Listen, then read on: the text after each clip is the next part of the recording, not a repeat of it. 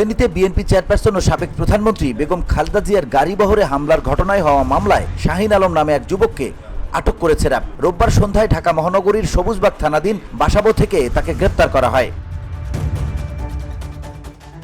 শাহিন আলম ছাগলনাইয়া উপজেলা যুবলীগের ত্রাণ ও দুর্যোগ বিষয়ক সম্পাদক। তিনি উপজেলার খুরশিদ পাটোয়ারি বাড়ির লিয়াকত হোসেন পাটোয়ারির ছেলে। ছাগলনাইয়া উপজেলা বিএনপির সাবেক সদস্য সুলতান মোহাম্মদ সিকান্দার ভুট্টো বাদী হয়ে মামলাটি করেন। র্যাব সূত্রে জানা যায়, গোপন সংবাদের ভিত্তিতে ঢাকার সবুজবাগ থানার বাসাবো এলাকা থেকে র্যাব ৭ এবং র্যাব ৩ এর সদস্যরা যৌথ অভিযানে শাহিনকে গ্রেপ্তার করে।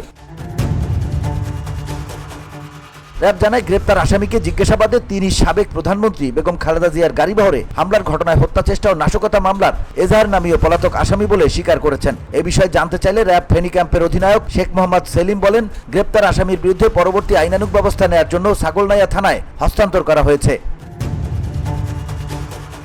ছাগলনাইয়া থানার ওসি নজরুল ইসলাম বলেন, আসামিকে বিধি মোতাবেক আদালতে পাঠানো হয়েছে। উল্লেখ্য, ২০১৭ সালের ৩১ অক্টোবর কক্সবাজারে রোহিঙ্গা ক্যাম্প পরিদর্শন শেষে খালেদা জিয়ার গাড়িবহর ঢাকায় ফেরার পথে ঢাকা চট্টগ্রাম মহাসড়কে ফেনী সদর উপজেলার মহিপাল এলাকায় হামলার ঘটনা ঘটে। এ সময় বেশ কয়েকটি গাড়ি ভাঙচুর করা হয়। VOD Bangla news desk.